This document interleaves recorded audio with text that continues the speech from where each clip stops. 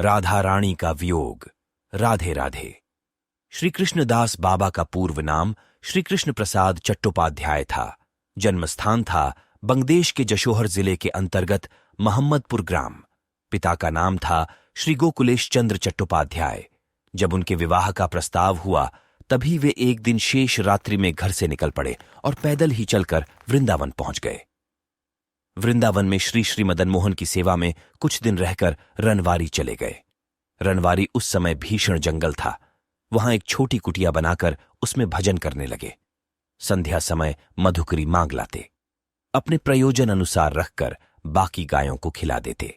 मधुकरी इतनी मिलती कि रास्ते भर गायों को खिलाते आते, क्योंकि प्रत्येक ब्रजवासी मधुकरी के लिए आग्रह करता और वे उसकी उपेक्षा न कर पाते। बाल्यकाल में ही गृह त्याग कर व्रज चले जाने के कारण श्री कृष्णदास बाबा और किसी तीर्थ के दर्शन नहीं कर पाए थे। प्रायः 50 वर्ष बाद उनके हृदय में वासना जागी, एक बार चारों धाम के दर्शन कर लेने की।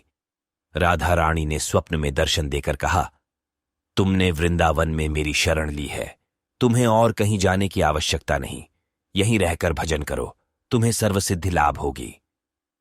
उन्होंने प्रियाजी के स्वप्नादेश को अपने मन बुद्धि की कल्पना जान उसकी अवहेलना की और तीर्थ यात्रा को निकल पड़े। भ्रमण करते करते द्वारका पहुंचे।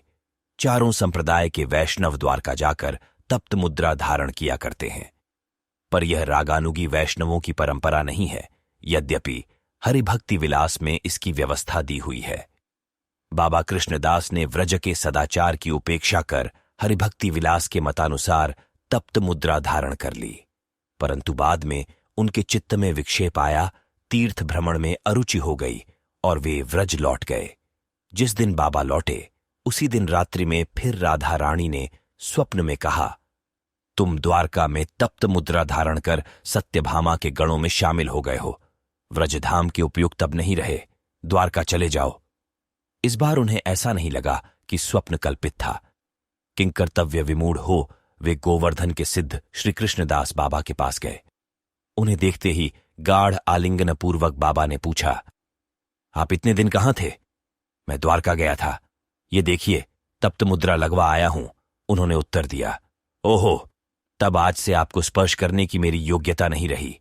कहां आप महाराज राजेश्वरी की सेविका, कहां मैं ग्वालिनी की दासी। दीर्घ निःश्वास के साथ कई कदम पीछे हटते हुए सिद्ध बाबा ने कहा, व्रज में उस समय और भी कई सिद्ध महात्मा विराजमान थे। उनसे भी कृष्णदास बाबा ने जाकर पूछा कि उन्हें क्या करना चाहिए। उन्होंने उत्तर दिया, प्रियाजी के आदेशानुरूप ही आपको चलना है, उनके आदेश के ऊपर उपदेश देने की हमारी क्षमता कहां। हताश हो वे रनवारी लौट गए, अन्न जल त्याग कर कुटिया में जा पड़े। अनुताप और प्रियाजी के विरह की अग्नि में उनका हृदय दग्ध होने लगा। इस अवस्था में पड़े पड़े 3 माह बीत गए। सिद्ध श्री जगन्नाथ दास बाबा और उनके शिष्य श्री बिहारी दास बाबा रनवारी में श्री कृष्णदास बाबा के निकट ही एक कुटिया में ठहरे हुए थे। शेष रात्रि में श्री जगन्नाथ दास बाबा ने बिहारी दास बाबा को पुकारते हुए कहा, बिहारी, देख तो श्री कृष्णदास बाबा की कुटिया में क्या हो रहा है। बिहारी दास भाग कर गए तो देखा कुटिया का दरवाजा भीतर से बंद है। दरवाजे की झिरी में से झांका तो देखा कि कृष्णदास बाबा सिद्धासन की मुद्रा में बैठे हुए हैं। उनका शरीर दग्ध हो रहा है और मुख से हरिनाम का उच्चारण हो रहा है।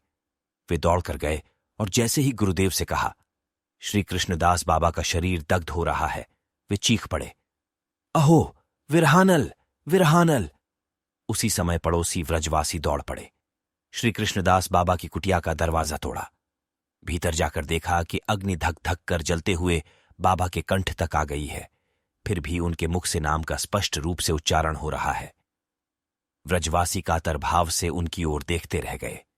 तब उन्होंने मशाल की तरह जलते हुए अपने दोनों हाथों को उठाकर आशीर्वाद देते हुए कहा, तुम्हारे गांव में कभी किसी प्रकार का संकट न आएगा।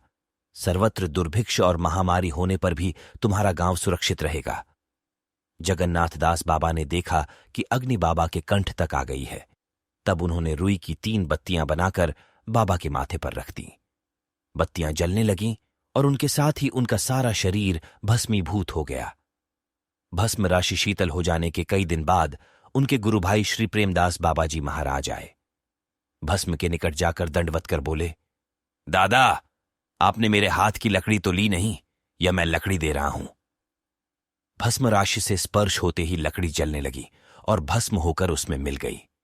इस घटना को घटे लगभग 140 वर्ष हुए हैं, पर आज भी रणवारी के व्रजवासी पौषी अमावस्या को चंदा इकट्ठा कर श्री कृष्णदास बाबा की तिरोभाव तिथि के उपलक्ष्य में एक विराट उत्सव करते हैं, जिसमें 84 कोस व्रज के वैष्णवों को भोजन कराते हैं। बाबा ने यहां के व्रजवासियों को फाल्गुन शुक्ला एकादशी तिथि का पालन कर रात्रि में जागरण करने का आदेश दिया था। आज भी यहां के व्रजवासी स्त्री पुरुष, बड़े बूढ़े, यहां तक कि बालक बालिकाएं भी इस तिथि का विशेष रूप से पालन करते हैं और इस उपलक्ष्य में भगवत लीला, कीर्तन आदि करते हैं। आज भी वे बाबा के आशीर्वाद से दुर्भिक्ष और महामारी आदि के प्रकोप से सुरक्षित हैं। उनका विश्वास है कि सिद्ध बाबा की समाधि के आगे जो कोई कुछ प्रार्थना करता है उसकी पूर्ति होती है। ऐसे और भक्तों के चरित्र श्रवण करने के लिए इस चैनल को सब्सक्राइब जरूर करें। वीडियो अच्छा लगा तो इसे अवश्य शेयर कीजिए एवं भक्तों के प्रचार में सहयोग दीजिए। राधे राधे।